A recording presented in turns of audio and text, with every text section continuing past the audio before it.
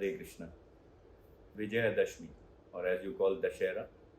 So I would like to wish all of you a happy Vijayadashmi.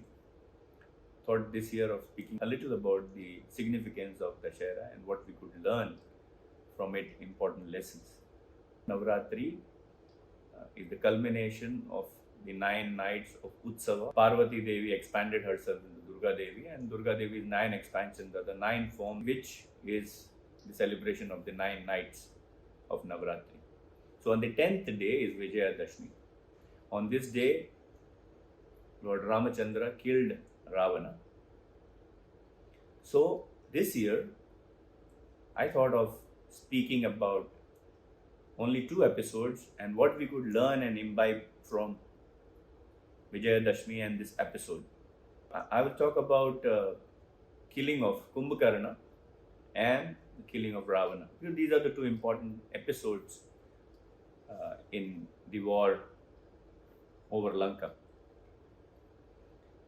So what do these 2 energies represent? What do these 2 demons represent? Kumbhakarna and Ravana. Kumbhakarna represents pride and Ravana represents false ego or illusion. Kumbhakarna is woken up because he used to sleep only one day he used to wake up after 6 months of sleep, and then he used to eat as much as possible and then again go to sleep for 6 months. So when all these sons of Ravana have died and all Kumbhakarna's sons have died, then at that time Ravana has to call Kumbhakarna for help, and they wake him up. And Kumbhakarna, so the name itself represents that he is representing pride. He's very proud of himself. He has Karna, which is ears, and Kumbha is like a well.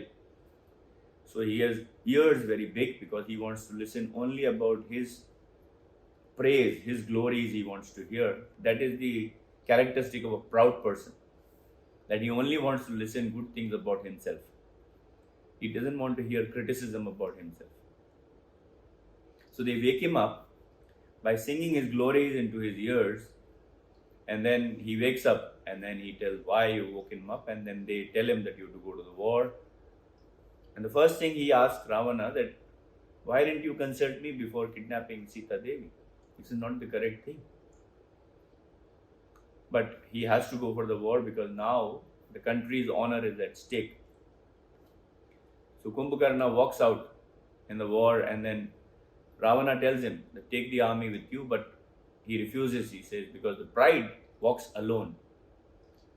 Proud person doesn't want to take everyone along. So he walked out alone, and he's so huge, so big. And when he walks out on the battlefield, under his feet, a lot of monkeys are being trampled. And he just picks up 10-15 monkeys at one time and he's chewing them, putting them into his mouth and chewing them. The monkeys are all scared to see him. Many monkeys are attacking to him on all the sides. Somebody is attacking with stones, somebody is attacking with trees, but it's like no effect on him. It's like just feathers falling on him. And then Angada comes, son of Bali. He comes and he wants to attack with his mace, but Kumbhakarna slapped him, and then he fell many kilometers away on a mountain and he fell unconscious, Angada. Hanuman comes. He beats up Hanuman so much that Hanuman starts to bleed from his mouth. Looking at all this, all the monkeys are so afraid because Hanuman is so powerful. Lord Hanuman is so powerful. Then Sugriva says, I have to do something. So Sugriva picks up a big boulder and smashes on the chest of Kumbhakarna. But nothing happens. And Kumbhakarna just slaps Sugriva and picks him up and tucks him under his arm and starts to walk back to Lanka. Because if he kidnaps the king, the war is almost over, king of the monkeys. Then as soon as he is walking towards Lanka army is rejoicing. They start to shower rose petals on him and rose water on him. And with this rose water, Sugriva woke up from his unconsciousness. And he realizes that he has to do something. So he wriggles out of the hold of Kumbhakarna and climbs on his shoulder and bites off his ear, one ear. And then as soon as he does this, he runs back towards Lord Ramachandra because he knows now that the Kumbhakarna is going to come and attack. In between, Lakshmana shoots at him arrows, but nothing is happening. So Lord Rama now realizes he has to do something. So here we see that when you have to be saved from pride, you have to hide behind the Lord.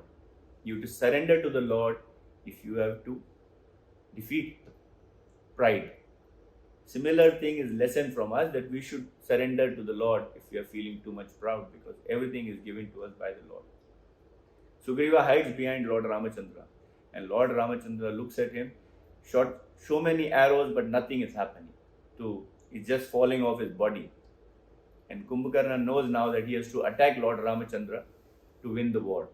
So he takes a big hammer and he's about to smash it. Very huge hammer he has. With this hammer he is killing everyone. And he wants to hit it on Lord Ramachandra. As soon as he coming toward Lord Ramachandra and he picks up that hammer, Lord Ramachandra took up one arrow which is called Vayastra, which is represented by Vayu, given by Vayu. And he timed it to perfection. That arrow cut off Kumbhakarna's arm, and the arm flew away along with the hammer. For a few moments he did not realize what happened. But then suddenly blood is coming out and it's so much pain, he's just oozing with pain. So he takes up a big tree with his left hand and wants to attack Lord Ramachandra. Lord Ramachandra shoots another arrow and cuts off his left hand. Okay. But then, what to do? And immediately, Lord Ramachandra had two swords, which were given by Agastya Muni. Two swords by two hands at one time, Lord Ramachandra could fight. This only a person can do who is ambidextrous, which can use both the arms. Lord Ramachandra was like that. And then he rushed toward Kumbhakarna, flying in the air and chopped off his both the legs. And then still he could see Lord Ramachandra. He fell on the ground, Kumbhakarna, but Lord Ramachandra could see that he's still trying to crawl and do something. Then a strange thing Lord Ramachandra did. He took off many arrows and shot all the arrows in his mouth. So he closed his mouth. So what does the proud person do? If he wants to listen to his only glories, and if he is not listening to his glories, he speaks about himself. So Lord Ramachandra is closing both the doors. Sugriva cut off his ear, he cannot hear, and then he cannot speak. And then finally, Lord Ramachandra took one arrow and hit him on his neck. So the arrow cut off the neck, and with the head, it flew off towards Lanka and fell on the gate of Lanka. It was a big statement that what is Lord Ramachandra? When Ravana saw all this, now he had to come out to fight. Ravana represents illusion. He doesn't want to listen to anyone. How many people will try to explain to Ravana that you should not be doing this, you should not fight, all your sons have died. Vibhishana explained to him, he did not listen. His wife Mandodari explained to him, he did not listen. Hanuman came, he burned up the entire Lanka, he explained to him, he did not listen. The monkey army reached on the gates of Lanka. Angada came as a messenger. He did not listen to Angada. So he does not want to listen to anyone. Kumbhakarna told him he doesn't want to listen. Because he is illusion person, always want to believe in himself. He doesn't want to listen to anyone else. He wants to just think, what I am doing is right. What am I thinking is right. My decisions are always correct. Nobody has to question my decision. Ravana comes out to fight. Ravana has a golden chariot driven by 8 horses. And he's like a proud person coming out. And something strange happened this is on the 7th day. The war lasted for 7 days. This is on the final day, 7th day. He comes out. And at that time, the entire army, most of the army of Lanka has been killed. Ravana came out with the entire new army. How did it happen? Ravana had a private army which was not disclosed to anyone. This private army was only guarding Ravana. So this private army came, it was a huge army. 300,000 elephants, 300,000 horses, 10 million people, all fighting, charged.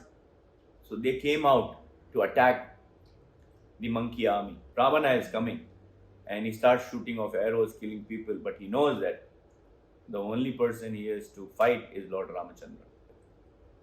Ravana shoots an arrow on Lakshmana, and Lakshmana, it hit him here, and then Lakshmana falls unconscious.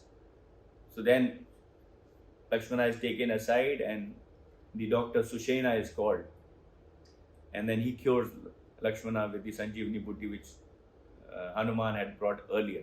Now the fight is happening between Ravana and Ramachandra. Ramachandra realizes, because he gets very angry when Lakshmana falls down. So Ramachandra shoots off so many arrows on him. And the moment he shoots so many arrows, Ravana collapses. And when the chariot driver of Ravana sees that he is collapsed, he just takes him away to a river, away from the battlefield, and takes him to a river, gives him water, sprinkles water on it so that he wakes up. And as soon as Ravana wakes up, he started getting angry on his chariot driver. Why did you bring me here? Imagine, he saved his life. So the chariot driver also got very angry. He said, I saved your life. Then Ravana realizes, that this is not the time for me to get angry on the chariot driver. So he says, okay, take me back to the battlefield. When he's coming towards the battlefield, Vibhishana is looking at Lord Ramachandra. Like Lord Ramachandra doesn't even have slippers. And here Ravana has got this chariot which can fly also in the air. So Vibhishana is asking Lord Ramachandra, how are you going to fight? Like you don't even have a chariot. And you just have few bows, few arrows and a quiver, that's it. So how are you going to fight? But he doesn't know the power of the Lord. And the Lord doesn't want to exhibit his powers. So Lord Ramachandra tells him something very amazing. He says, Dharma is my chariot. I am sitting on Dharma Ratha. Okay. And my armor is my Sadguna. And my horses are my sadhana. Okay. And my weapons are truthfulness. Knowledge is my weapons. When he says all these words, suddenly a chariot appears. Lord Indra sends his chariot. See, the Lord is Aptakama, Atma Rama. He is pleased with himself. He doesn't have any desire. But when we want to offer something to the Lord, he accepts. When we offer something to the Lord with love and devotion, he accepts. Patram pushpam phalam toyam yome bhaktya prayachati tadaham bhakti upartam ashnami prayatatmana. The Lord accepts anything. Okay? Just a fruit, a leaf, water, or a flower, but just it has to be offered with love and devotion. So Indra offered with the whole servitude and love and devotion. Oh Lord, take my chariot. And the chariot driver name is Matali. It's Indra's personal chariot. And it is driven by 1,000 horses. These horses are green in color. Amazing chariot. Okay. And on this chariot, Indra fought many battles with Ravana and got defeated. So Matali is always in doubt that can Lord Ramachandra win this, and this is not even having a slipper on his feet. And Lord Ramachandra mounts the chariot and he says to Matali, okay Matali, take me to Ravana. And then suddenly Lord Ramachandra changes his tone and he says to Matali, oh, I'm sorry. Okay, I know you are an expert chariot driver of Indra. So I don't need to instruct you. You know what best to do. So do what best. See the stark difference between how Ravana is treating his employees and Lord Ramachandra treating his chariot driver. The moment you start to respect employees, they give their best. They give that full commitment. And whereas Ravana, every employee was respecting him because of fear. Every employee of Lord Ramachandra, every devotee of Lord Ramachandra is respecting Lord Ramachandra because of love.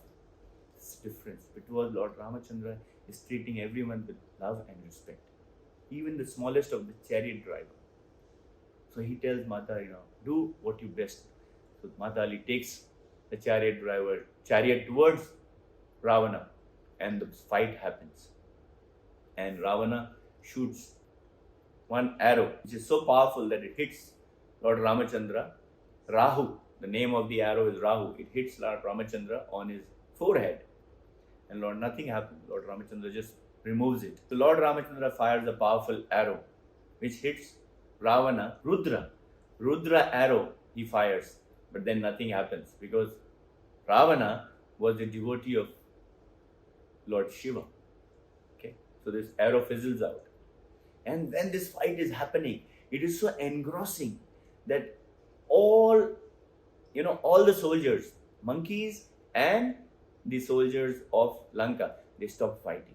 The fight stopped. Nobody else is fighting. This fight is happening only between Ravana and Lord Ramachandra. And Agastya Muni appears that time. He gives Lord Ramachandra Aditya Hridaya mantra.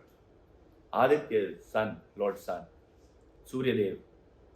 He says you would require this because the fight is going on for a long time and Lord Ramachandra is tired. So what happens when we go out in the sun? We have seen during COVID times, just doctors used to advise people, just go out in the sun and sit for 15-30 minutes because it removes negativity and fills us with positivity and energy. So Lord Ramachandra chants this Aditya Hridaya mantra. And the secret has to be given. Fight is happening and Lord Ramachandra shoots off and suddenly cuts off one head of Ravana. The head falls on the battlefield. And then lo and behold, everybody is shocked what is happening. And then another head comes out in the cut head plate. And that head is still lying on the battlefield. Lord Ramachandra shoots off another head. He chops off the arms of Ravana. The arms fall and then new arms grow. So then so many arrows he is firing. Then what is happening? And Vibhishana looks at Lord Ramachandra. And now he says, he has to go. So Vibhishana comes and tells Lord Ramachandra, he is going to be killed only by Brahma Astra. So Hanumanji is very clever. One night before, he went to Lanka and that Brahma Astra, Mandodari, Ravana's wife, had hidden somewhere. So Lord Hanuman goes and brings that arrow a day before. And then Hanuman gives it to Lord Ramachandra. So the Lord is treating everyone with so much love and respect that he empowers people. He may not do himself everything. But then, because it is the Maryada Purushottam avatar of Lord Ramachandra, he doesn't want to exhibit his powers. But then we see that when he goes with Vishwamitra and stone is there, Gautam Rishi's wife Ahilya, she is a stone, and Lord Ramachandra touches Ahilya Devi with his feet and she becomes again a woman. So Lord Ramachandra is showing his power somewhere. He prays 3 days to the ocean to give him the way. When he is not giving him the way, then Lord Ramachandra is saying, oh Lakshmana, bring my bow and arrow. I am going to dry up this ocean. And then ocean comes, begging in forgiveness. And then Nala and Neela writing just Rama, Rama, Rama on the stones and they're throwing in the ocean and suddenly a big Rama Setu, which is still today, we can see it through Google Earth. We can see that, Rama Setu is still there. So the Lord is amazing, his powers are infinite and his glories are infinite. Lord Ramachandra takes the Brahma Astra and he fires at one time 31 arrows. One arrow hits Ravana on his navel. The 10 arrows go and cut off his head. And the 20 arrow cut off his arms. And there is a nectar in his navel. So the nectar has to be dried up. So when the arrow is hit here, the nectar dries up and Ravana falls on the ground, cut without the head. And this is how illusion if he doesn't listen to anyone, is the ending. So, the lessons to take from this is the episode of Vijayadashmi is that should be always away from pride and illusion. Maya Devi keeps attacking. The only person who can save us from illusion is our spiritual master. And the only person who can save us from ego and false pride is Lord Himself. So the spiritual master will guide us towards the Lord, and we surrender to the Lord and we come out victorious. This is the story of Vijayadashmi. I wish you all and your family a very, very happy Vijayadashmi. Hare Krishna, Jai Sri Ram.